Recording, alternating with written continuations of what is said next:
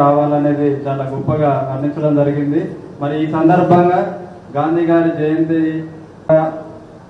మారాలని మనస్ఫూర్తిగా కోరుకుంటూ మరొకసారి వారికి గాంధీ జయంతి శుభాకాంక్షలు తెలియజేస్తున్నాను. గౌరవ జిల్లా జడ్జి కోరుతున్నాం. మేడం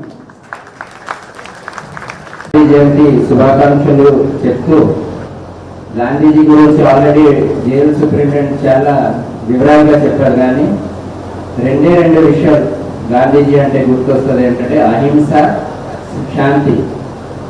ఈ రెండు స్ఫూర్తిగా తీసుకొని గాంధీజీ మొత్తం కూడా స్వతంత్రత పోరాటం మొత్తం కూడా నాన్ కోఆపరేషన్ మూవ్మెంట్ నుంచి క్విట్ ఇండియా, చంపారన్ మార్చ్ అవి అన్నీ కూడా ఈ రెండు ప్రిన్సిపల్స్తోనే ముందుకు తీసుకొని వెళ్ళారు మొత్తం పోరాటం. దాని నుంచి ఏమైనా మాకు నేర్చుకోవడానికి ఉంటుందా అని మీరు ఒకసారి ఆలోచించారు. ప్రిజన్ వచ్చేసి ఒక ఇన్స్టిట్యూషన్. ఈ ఇన్స్టిట్యూషన్లో చాలా మందికి చాలా స్టేక్ హోల్డర్స్ ఉంటారు. కోర్టు ఉంటుంది, పోలీస్ డిపార్ట్మెంట్ ఉంటుంది, జైల్ డిపార్ట్మెంట్ ఉంటుంది, రెవెన్యూ డిపార్ట్మెంట్ ఉంటుంది, మున్సిపల్ డిపార్ట్మెంట్, డాక్టర్స్ ఉంటారు. అంటే రకరకాల డిపార్ట్మెంట్స్ ఒక రోల్ ఉంటుంది ఈ ఎంటైర్ ప్రాసెస్ లో. జైలు ఒక పనిష్మెంట్ గా చాలా వరకు అందరూ బయట సొసైటీలో సమాజంలో అనుకుంటే, ఇది ఒకటి కరెక్షనల్ మెకానిజం. అంటే మార్పు తీసుకురావడానికి ఒక అవకాశం కూడా మీరు ఆలోచించాలి.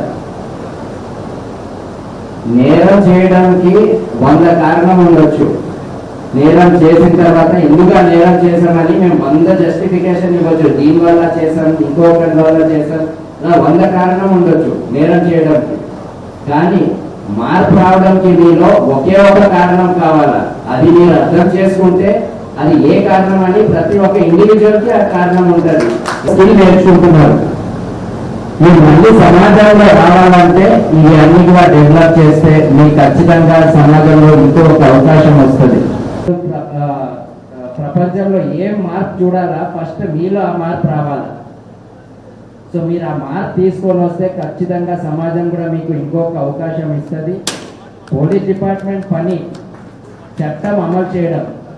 ఆ భాగంగా మేము చట్టం అమలు చేసుకుంటూ ఎవరు నేరం చేస్తారో వాళ్ళందరికీ కూడా జ్యుడిషియరీ ముందు పెడతాం. తర్వాత జ్యుడిషియరీ ఒక చాలా పెద్ద ఇన్స్టిట్యూషన్. వాళ్ళు మొత్తం డిసైడ్ చేసుకొని నేరం ఉందా లేదు డిసైడ్ చేసుకొని ఫైనల్గా డెసిషన్ తీసుకుంటుంది. అన్నీ అయిన తర్వాత కూడా అల్టిమేట్ డెసిషన్ మీ ఒక్కరిలోనే ఉంటుంది. అవి అన్నీ అయిన తర్వాత మేము మళ్ళీ సమాజంలో వెళ్ళాలా, ఎలాగా ఒక మార్పుతో వెళ్ళాలా, వేరే వాళ్ళు కూడా ఒక ఆదర్శంగా నిలబడాలని ప్రయత్నం చేసుకోవాలా. మీ అందరికీ మరి ఒకసారి గాంధీ జయంతి రోజు అదే ఒకటే కోరుకుంటున్నాము. మీరు ఆ ఒక రీజన్, ఒక కారణం మీ మైండ్లో ఆలోచించండి. ఎందుకు మీలో మార్పు రావాలా, 100 కారణం ఎందుకు ఆ నేరం జరిగిందని అది మర్చిపోయి ఆ ఒక కారణం గుర్తు చేసుకొని మీలో మార్పు తీసుకొని సమాజంలో మళ్ళీ మీరు రావాలని కోరుకుంటూ అందరికీ కూడా నా తరఫు నుంచి మళ్ళీ ఒకసారి ధన్యవాదాలు. ఖైదీలందరికీ కూడా నమస్కారం.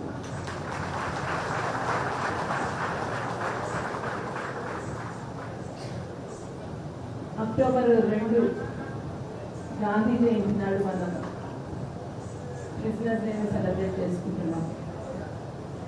ఖైదీల సంక్షేమ దినోత్సవంగా సెలబ్రేట్ చేస్తున్నాం. ఖైదీలకు సంక్షేమం అవసరమా అనే ఒక ప్రశ్న వచ్చిందంటే, హుసేన్ ఖాతున్ కేసు నుంచి కూడా అంతకుముందు కూడా కేసెస్ ఉన్నాయి. రిపోర్ట్ అవన్నీ కేసు హుసేన్ ఖాతున్ కేసులో సుప్రీంకోర్టు చెప్పింది జైళ్ళ పరిస్థితి ఇలా ఉంది.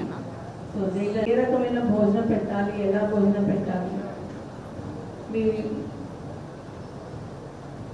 ఖైదీల మానసిక పరిస్థితి, ఇతరత్ర వారికి ఏమన్నా ఆరోగ్య పరిస్థితి బాగాలేకుంటే వాళ్ళని ఎలా చూసుకోవాలి, ప్రతిరోజు ఎలా చూసుకోవాలి, వారి ఫ్యామిలీ మెంబర్స్తో మాట్లాడాలంటే వాళ్ళకి ఎటువంటి సదుపాయం వాళ్ళకి కలెక్ట్ చేయాలి, డైరెక్ట్గా మాట్లాడించాలా, వీడియో కాల్లో మాట్లాడించాలా, ఎలా మాట్లాడించాలి. జైల్లో ఉండి వారు షూరిటీ ఫర్నిష్ జామీన్ ఇవ్వలేకుండా ఉంటే వాళ్ళని అలాగే జైల్లో ఉండనివ్వకుండా బయటకు తీసుకొచ్చి వాళ్ళ కేసులు లీగల్ ఎయిడ్ ద్వారా ఎలా కోర్టులలో పరిష్కార మార్గంగా తీసుకువెళ్ళాలి అనే వరకు కూడా సుప్రీంకోర్టు ఇచ్చిన డైరెక్షన్స్ తోటి, నాకు తెలిసినంత వరకు సుప్రీంకోర్టు ఇచ్చిన డైరెక్షన్స్ తోటి ఇవన్నీ జరుగుతున్నాయి. సో మనకు ప్రతి జిల్లా కోర్టు సముదాయంలో ఒక డిస్ట్రిక్ట్ లీగల్ సర్వీసెస్ అథారిటీ అని ఉంటుంది. స్టేట్ లెవెల్లో ఒక లీగల్ సర్వీసెస్ అథారిటీ ఉన్నారు, దానికి ఎగ్జిక్యూటివ్ చైర్మన్ హైకోర్టు జడ్జి గారు ఉన్నారు. సుప్రీంకోర్టు జడ్జి గారు, ఆనరబుల్ జడ్జి గారు సుప్రీంకోర్టులో నేషనల్ లీగల్ సర్వీసింగ్ అథారిటీ హెడ్గా ఉన్నారు.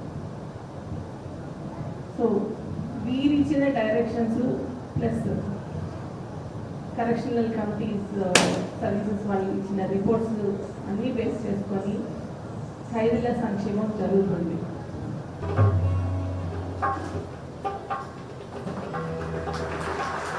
థ్యాంక్ యూ వెంకటేష్ గారు.